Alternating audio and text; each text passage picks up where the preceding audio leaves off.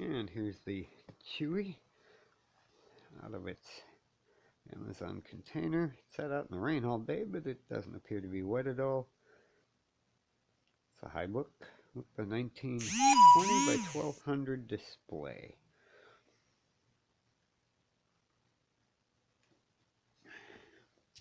So we've now opened the box up and we'll take a peek at the Chuwi in a couple of seconds here. Okay, so in the box we find some manuals, which I unwrapped and looked at. They're in Chinese and English.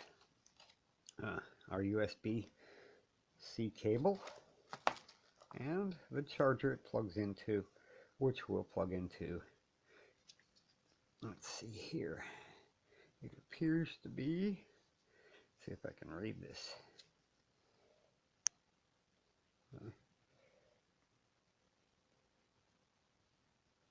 Well, this camera's just not hacking the program, but it's 100 to 240 volts AC, 0.5 amps in, 50 to 60 hertz, 5 volts out at 3 amps. So I've now put the Chuwi onto the charger, where it'll charge for the next 2 or 3 hours, and we'll be sure we're good to go before we even fire it up. Tempting to fire it up now, but we're not doing that yet. So after about an hour and a half of charging, the little charging light came on solid. I assume that means it's all the way charged up. Can't tell from the manual. But we're going to try firing this thing up. You will notice that unlike my Dragon Touch, the Chuwi HiBook, being a little bit smaller, fits nicely into the slot on my super duper Logitech keyboard. So we're going to go ahead and reach up here and hit the power button. And now we're going to see what happens. We'll see if it came with the Chinese language on it or if it has English. And it looks like I get to pick. So I'm going to select Windows. And it says okay. I really don't know what goes on from here.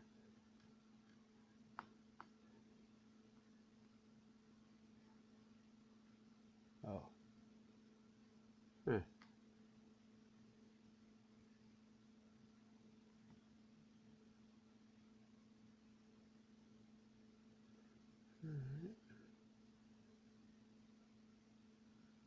I'm only guessing.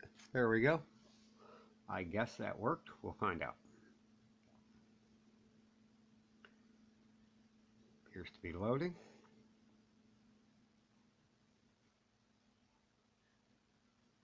As usual, the filming today is being done on the Blue Studio Energy 2 phone with the battery that pretty much never runs out.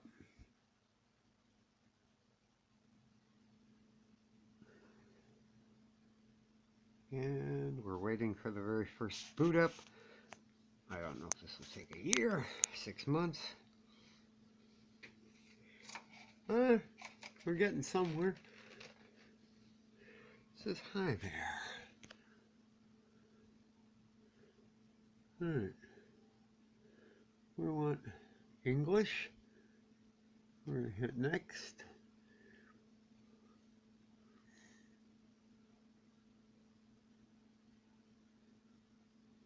United States, English, US, and we're going to set our time zone to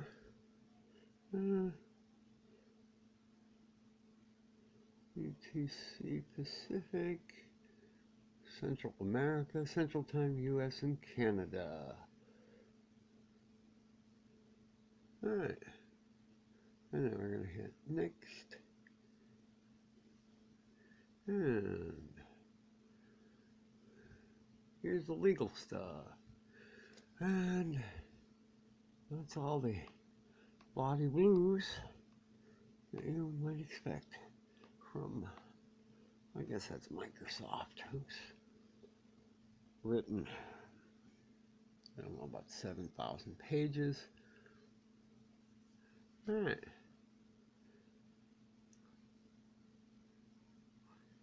So I'm going to go ahead and log this thing online and do a few other things, and we'll come right back. Okay, here we are after a few hours.